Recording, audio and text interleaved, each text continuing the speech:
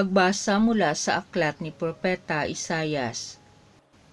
Ang makapangyarihang Panginoon ang nagturo sa akin nang sasabihin ko para tulungan ang mahihina.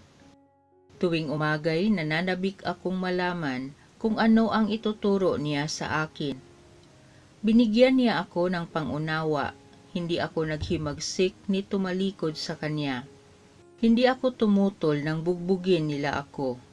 Hindi ako kumibo nang ako'y kanilang insultuhin.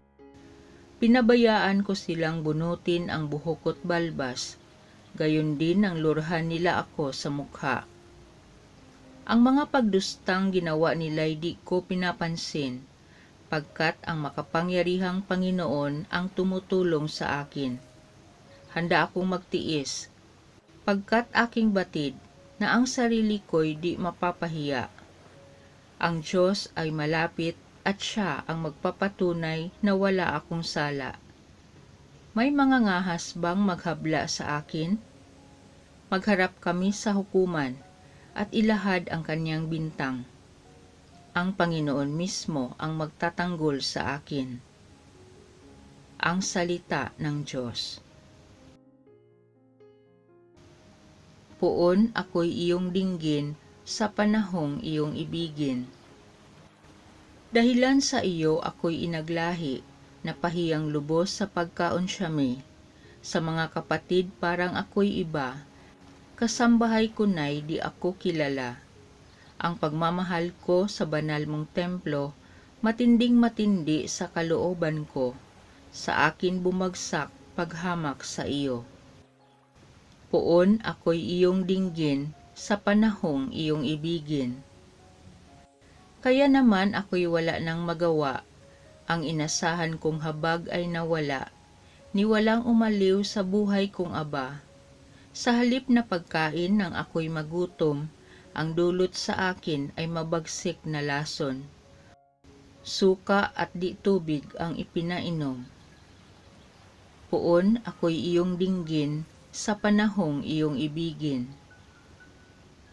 Pupurihin ang Diyos aking aawitan, dadakilain ko't pasasalamatan. Kung makita ito niyong mga dukha, sila ay sasamba sa laki ng tuwa. Dinirinig ng Diyos ang may kailangan, lingkod na bilanggoy di nalilimutan. Poon ako'y iyong dinggin sa panahong iyong ibigin.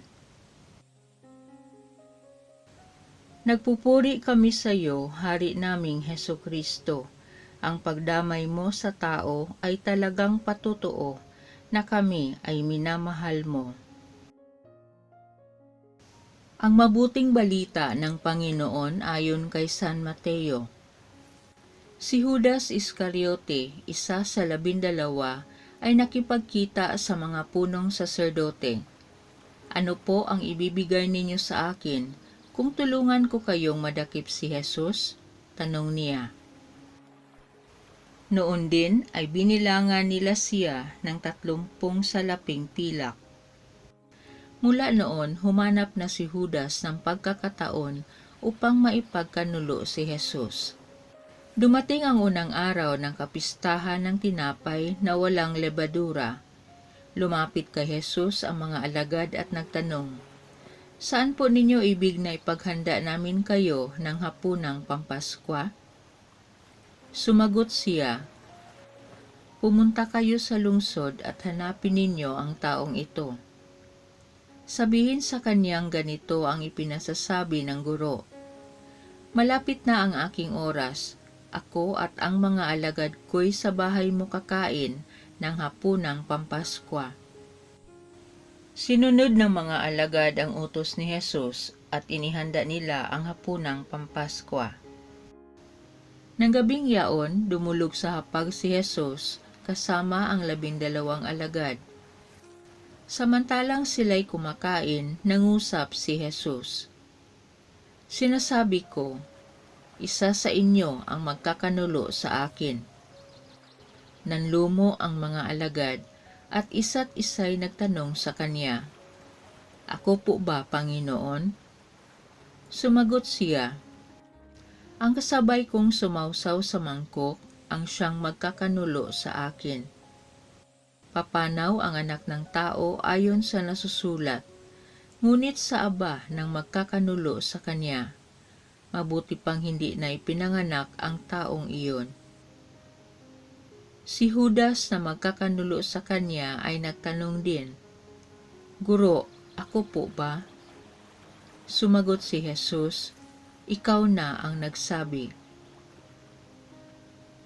Ang mabuting balita ng Panginoon.